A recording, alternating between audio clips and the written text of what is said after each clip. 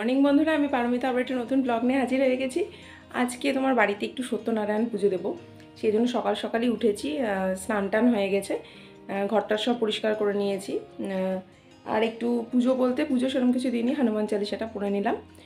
পুরোহিত মশাই আসবে তোমার 9টার সময়, সেই জন্য তার আগে ধরো সব জোগাড় টোগাড় করতে হবে। অবশ্য জোগাড়টা মাই বেশিরভাগটা করবে, আর দিদিভাই আসবে বলে দিদিভাই তো রান্নার দায়িত্বটা নিয়ে নিয়েছে প্রায় সবটাই।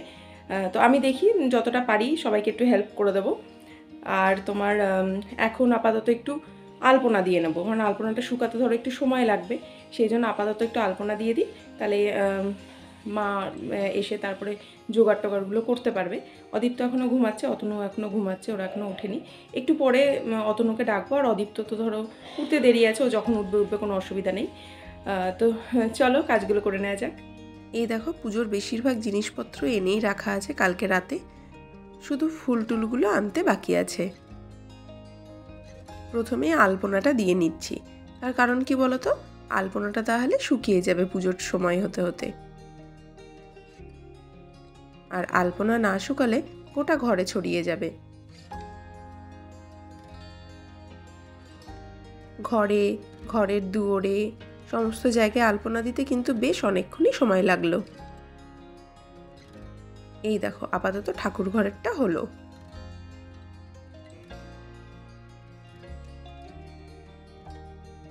আজকে কিন্তু ঠান্ডাটা বেশ একটু কম আছে। আমার আলপনাটা দেওয়া হয়ে গেলেই মা পুজোর জোগাড়গুলো শুরু করে দেবে।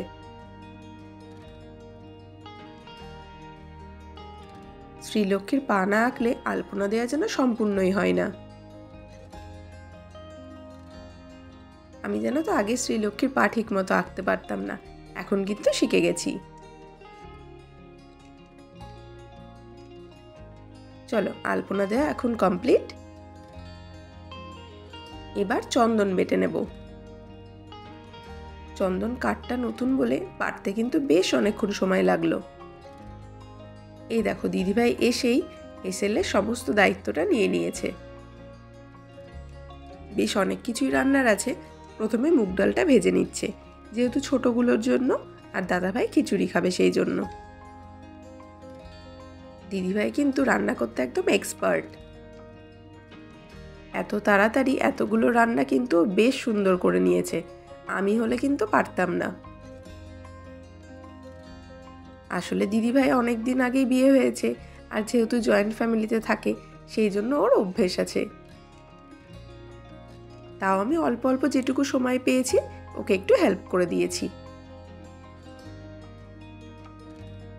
আর বেশ গল্প করতে করতে রান্না করতে পারলে কিন্তু বেশ ভালোই লাগে। দিদিভাই আমাকে আগেই বলেছিল যে রান্নার দায়িত্বটা আমার ওপর ছেড়ে দে, আমি ঠিক রান্না করে দেবো, তুই পুজোর দিকটা দেখবি, মা আর তুই মিলে তাহলেই হবে।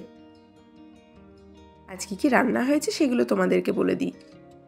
খিচুড়ি, আলু ভাজা, বেগনি, 2 রকমের পাঁপড় ভাজা, আলুর দম, পনির, আর হয়েছে লুচি। খিচুড়িতে গাজর দেবো বলে গাজরটাকে একটু কেটে দিচ্ছি। দিদিভাই কিন্তু বেশ অনেকটা সকালেই এসেছে, মোটামুটি 8টার মধ্যেও চলে এসেছে। একদম স্নান টান সেরে ফ্রেশ হয়ে চলে এসেছে, কারণ ও অঞ্জলি দেবে। এবার খিচুড়িটা বসাচ্ছে। এই দেখো, পুজোর জোগাড় মোটামুটি মা কমপ্লিট করে দিয়েছে। আমি রেডি হয়ে গেছি, ওইদিকে জোগাড় জানতিও প্রায় কমপ্লিট। দিদিভাই রান্নাঘরে রান্না করছে, অদীপ্ত এখনও ঘুমোচ্ছে। এখন ঠাকুরমশাই এলে পুজো শুরু হয়ে যাবে। অদীপ্ত এখনও ঘুমোচ্ছে, ও উঠলে ওকে রেডি করিয়ে দেবো। খিচুড়ি রান্নাটা প্রায় কমপ্লিট, আর একদিকে ভাজাভুজিগুলো করে নেবে। এই দেখো, ঠাকুরমশাই নারায়ণ শিলা নিয়ে চলে এসেছে। এবার নারায়ণ কাকু পুজো শুরু করবে। তার আগে একবার মা দেখে নিতে বললো যে সবকিছু ঠিকঠাক আছে কিনা। ধূপকাঠি আর ঠিকেটা এবার আমি ধরিয়ে দিচ্ছি।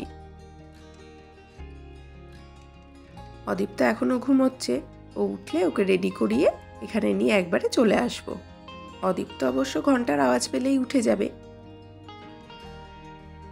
আর দিদিভাই প্রথমে সকাল সকাল এসেছে। অনিস্মিতা আর মেঘ এখনো পর্যন্ত আসেনি, ওরাও চলে আসবে একটু পরেই। দাদাভাই ওদেরকে দিয়ে যাবে। আর অতনু কিন্তু অনেকক্ষণ আগেই ঘুম থেকে উঠে গেছে, ও ফ্রেশও হয়ে গেছে। তারপর আর কিছু জিনিসও আনার ছিল, সেগুলোও নিয়ে চলে এসেছে। ওই বাড়ির বাবা মায়ের আসার কথা ছিল, কিন্তু মায়ের হঠাৎ করে শরীরটা খারাপ হয়ে যাওয়ায় আর আসতে পারলো না। নাহলে সবাই এলে খুব ভালো লাগতো। যাই হোক, মাকে বলেছি পরের বার কিন্তু আসতেই হবে। পুজো শুরু হয়ে গেছে। এই দেখো অদিত্য উঠে গেছে, ওকে রেডি করিয়ে দিয়েছি, সে এখন কাঁসর বাজাচ্ছে।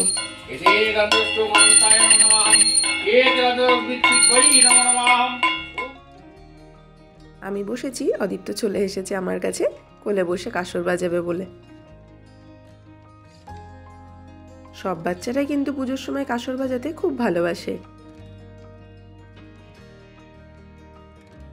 অনিস্মিতা আর মেঘ রাস্তাতেই আছে, বলল এক্ষুনি ঢুকে যাবে।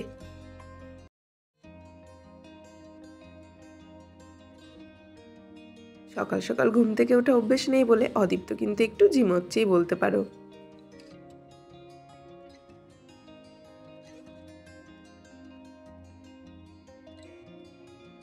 এই দেখো অনিস্মিতা আর আরুষ চলে এসেছে।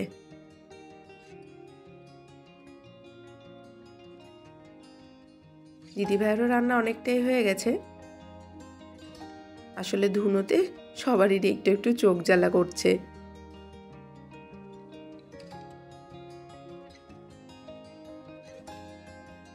এই যে 3 মূর্তি একসঙ্গে বসে আছে। এবার আরতি হচ্ছে।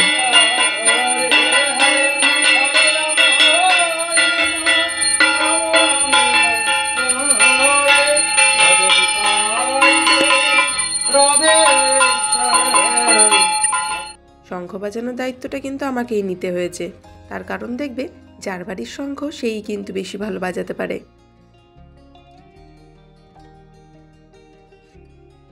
এবার অঞ্জলি হবে। দুই ভাই মিলে খুব খেলা চলছে।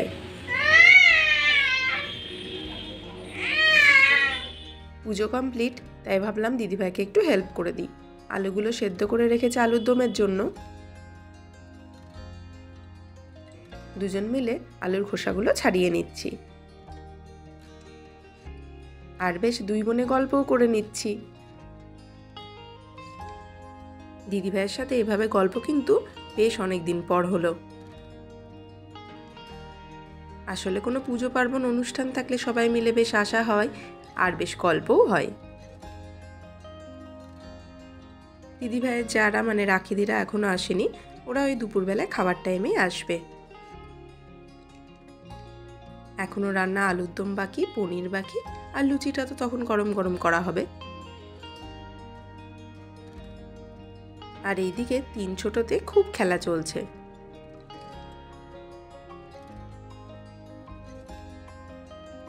প্রসাদগুলো মোটামুটি রেডি করে নিয়েছি। এবার আমি আর অনিস্মিতা যাব প্রসাদ দিতে।